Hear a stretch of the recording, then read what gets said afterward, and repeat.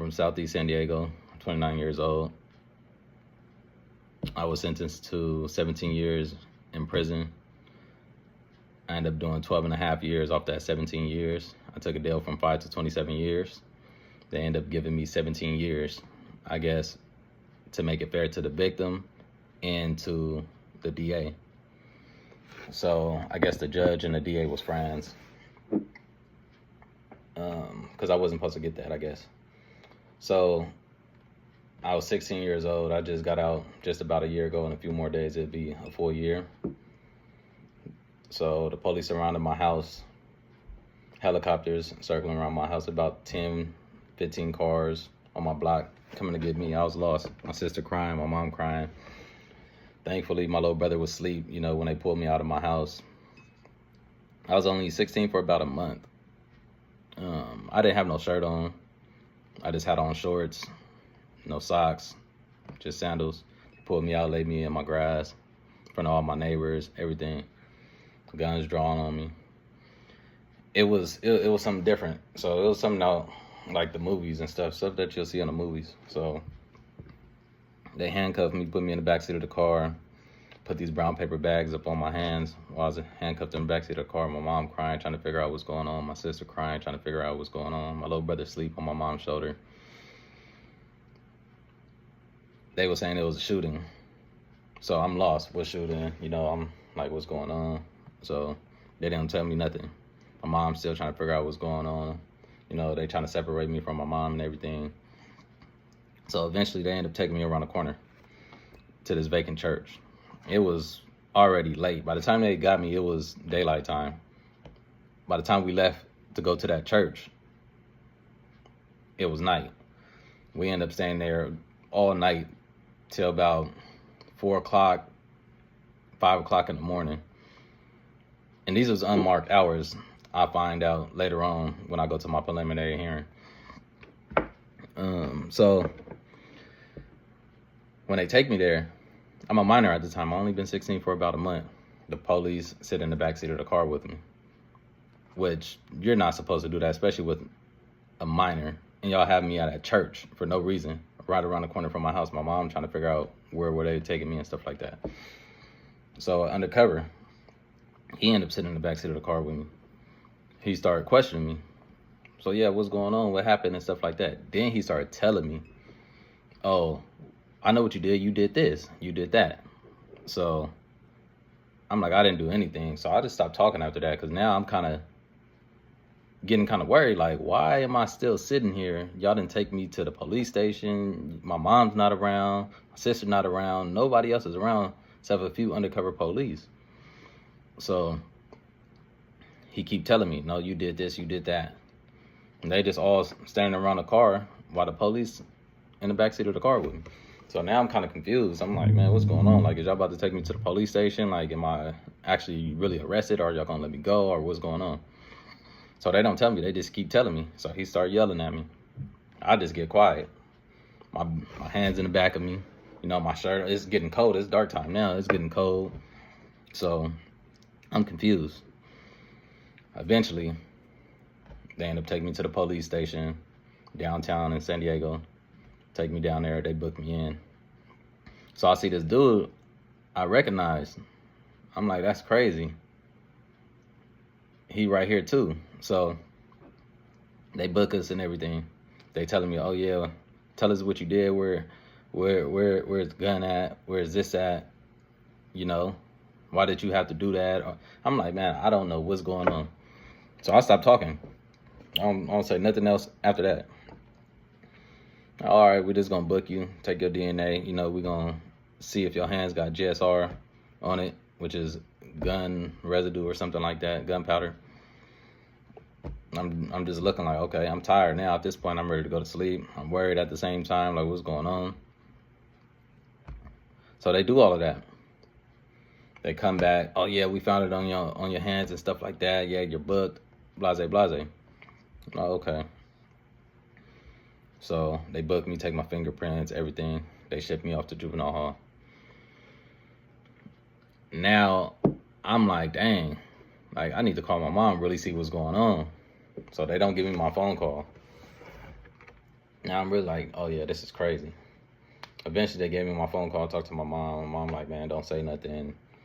You know, everything's gonna be okay. Like, we're gonna figure this out. I'm like, okay, cool. I'm like, okay, cool. So I'm tripping out like, where do I go from here? Because now I'm stuck. I don't know what's going on. And the police is really being like assholes. They really being assholes. So now I go through the whole juvenile hall. You know, I go through a big depression. I stopped talking to people that's in there, everything. And I actually ran into one of my brothers in there. He's no longer with me. He ended up passing while I was in jail. He ended up passing like probably a few months before I got out, unfortunately. So I really stopped talking to him in there, you know. I was happy to see him, but I was so much depressed and in my own mind.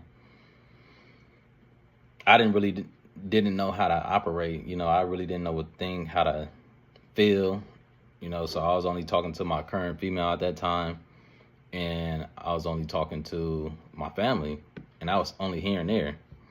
So I was really going, you know, praying every night, trying to see what was going on. I couldn't sleep. I was really depressed. Like, I've never felt that feeling ever. So as time go by, you know, I start getting used to being in there. You know, humans adapt. So I wanted to stop gangbang. I'm like, man, everything crazy. Like, I started being mad at my own homies and stuff like that. And you know, I was cool. You know, I wanted to change my whole life. I'm like, man, I want more for myself. You know, I want more of a legacy than just being a gangbanger and stuff like that. You know, because I was heavy involved in that. So time go by, you know, I'm mad at my homies and everything like that. Every time somebody come through, I'm tripping on them. Like, man, like, I'm cool off y'all, blase, whatever, you know. And I started slowly changing, you know, reading my books, doing everything I need to do, and coming up with different businesses that I wanted to run when I get out and everything like that. So as time go on, I'm going back and forth to court. Things is looking good. You know, I got about 10 recommendations of me going home from people of importance on the streets, you know, that's real civilians that's doing what they got to do. You know, my sister's a nurse, so I got people that's really in my corner, you know, trying to support me. Then even people in there, you know, like, oh no, he was doing good, and you know, we could see that he's not like that, and let's try to get him out and everything. So the judge ended up telling me, like, yeah, we got about like 10 recommendations if you going home. That's really looking good for you. So I'm excited. So people telling me, like, man, people could go home on a preliminary hearing and everything. So I'm excited. Find out the dude that I actually seen in booking downtown, he ended up saying my name and said it was me that was doing stuff, that did the crime and stuff like that. Now I'm really confused. All along, he ended up being the one, you know, that got me in this situation. So I'm hurt because I used to protect him out there on the streets and stuff like that when my homies used to try to do stuff for him, like to him, and punk him, take his shoes, his clothes and everything. I used to go get his clothes back. Like, nah, like, don't do him like that. You know, I was actually a person that really helped people out there in the streets and protected people. If people needed something, you know, I always been that person to, like, huh, here you go. I wouldn't give nobody no money though, other than the homeless. I'm like, although I knew some of the homeless was probably using it for drugs or whatever the case is. But here you go. But as far as my homies, I don't give them money, but I will give them food for sure. We'll go to Moonlight, somewhere, anywhere, you know, get them some food. But I started going through my whole little depression and got over that eventually. I ended up going to YA, ended up getting into this riot up in Juvenile Hall, trying to protect one of my young homies, matter of fact. And it was a 5-on-5 little melee in Juvenile Hall, East Mesa. They ended up shipping me out to CYA in Ventura. And I go down there. It was crazy, a whole different ball game. You know, you got adults up in there, everything. So it's a whole different ball game. So I try to get used to that. But I'll eventually tell y'all that stories and stuff like that, you know. But it was a very depressing time, You know, I did 12 and a half years, just barely got out, and it really affected me. It had me really sitting there like, damn, like, where did I go wrong in life?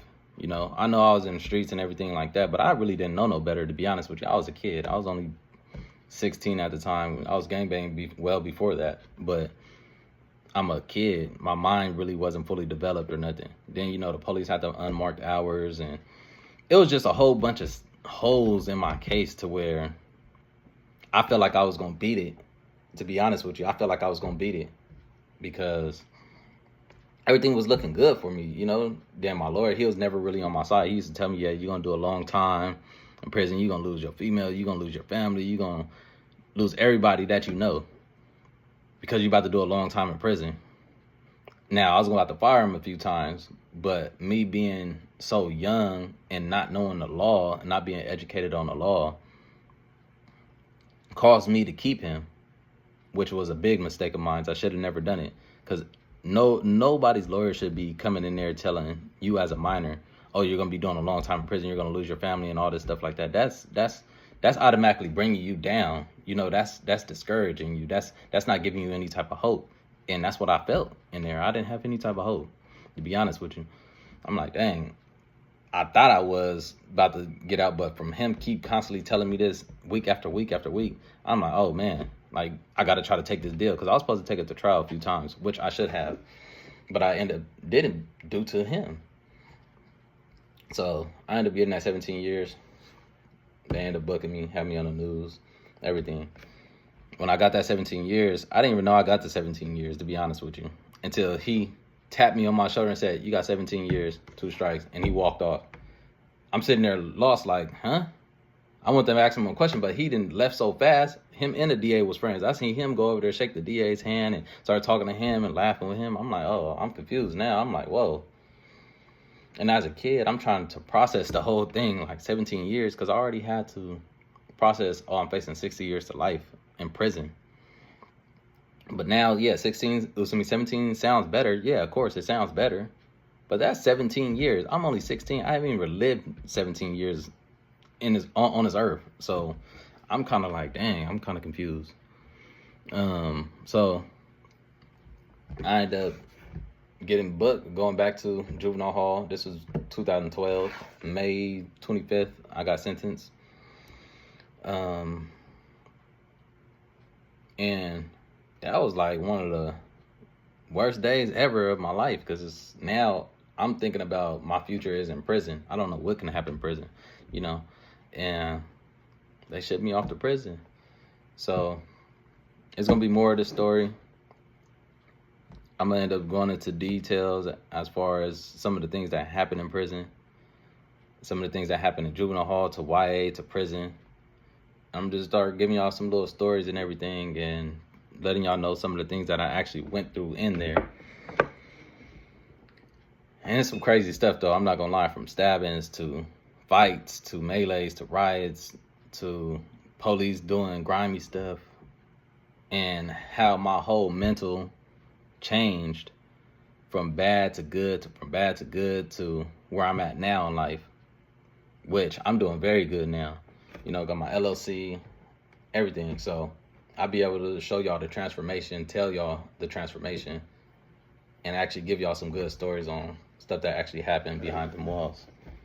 Thank y'all for listening.